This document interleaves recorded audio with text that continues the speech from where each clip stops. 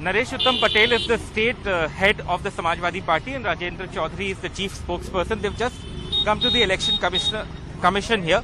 नरेश जी, यहाँ क्या आप किसी से मुलाकात कर पाए, क्या बात हुई है आप? हम तो एनडीटीवी को धन्यवाद देंगे। कल एग्जिट खोल दिया और जनता के ऊपर होने वाली परेशानियों को एनडीटीवी ने बहुत दिखाया और निश्चित रूप से जनता बहुत परेशान है और भी परेशानी का इशारा किया है हमारे एनडीटीवी के रवीश कुमार ने।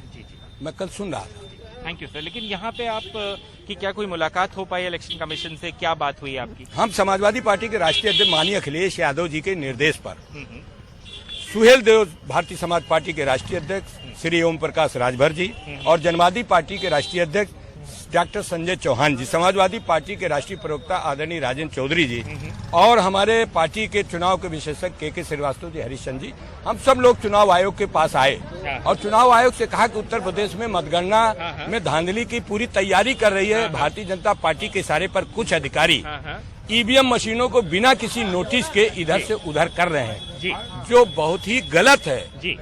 आप बिना सूचना के, बिना प्रत्याशियों की सूचना, बिना जिलाध्यक्षों को सूचित किए बगैर कैसे आप चुनाव आयोग की गाइडलाइन को तोड़ रहे हैं? आप गाइडलाइन को तोड़ रहे हैं, वो कार्रवाई रोकी जाए। ये बात हम लोगों ने चुनाव आयोग में आदरणीय ओम प्रकाश राजभर जी, डॉक्टर संजय चौहान जी, हम लोगों ने बात की है। Rajbhar ji is also with us, Om Prakash Rajbhar the head of the SBSP. क्या चुनाव आयोग से कोई आश्वासन मिला सर, या किसी तरह की बात उनकी तरफ से कही गई? उन्होंने आश्वासन दिया कार्रवाई करने के लिए।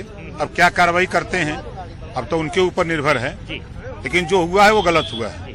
एक चीज और राजभर जी, आपकी प्रेस कॉन्फ्रेंस भी मैं सुन रहा था, जो बनारस के डीएम है उन्होंने भी एक काफी लंबी बात वहां कही आपके सपोर्टर्स को, समाजवादी पार्टी सपोर्टर्स को, वही बात कहते हुए कि भाई ये ईवीएम ट्रेनिंग के लिए थी और ये एक ही गाड़ी निकाली जा रही थी, 2-3 नहीं, और अब वो भी नहीं निकाली जाएगी जिससे और कंट्रोवर्सी ना हो। उनका ये कहना है कि जो ईवीएम्स पोलिंग में यूज हुई थी वो स्ट्रांग रूम के अंदर है और सीसीटीवी की निगरानी में है, तो ये एक नीडलेस कंट्रोवर्सी, ऐसा वो कह रहे हैं। आप क्या कहेंगे?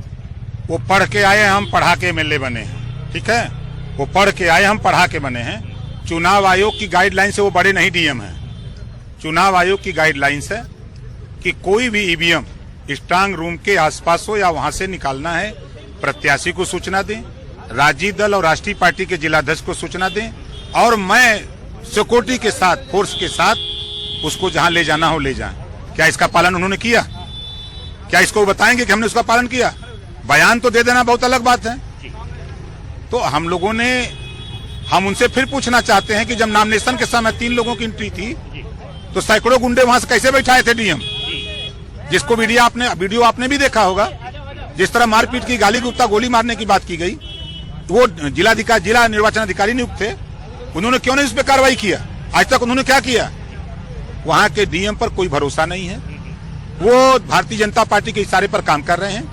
वहां के डीएम और कमिश्नर को जब तक हटाया नहीं जाएगा तब तक निष्पक्ष काउंटिंग नहीं हो सकती। राजेंद्र चौधरी जी, आखिरी सवाल आपसे पूछना चाहूंगा कि 24 घंटे से थोड़ा ऊपर है अब काउंटिंग शुरू होने में, अगर एक्शन नहीं होता है तब आपकी रणनीति क्या रहेगी? हम लोकतंत्र को बचाने का संघर्ष करेंगे। अखिलेश यादव जी ने आह्वान किया है कि हम लोकतंत्र के लिए समर्पित हैं, हम आंदोलन का रास्ता अपनाएंगे।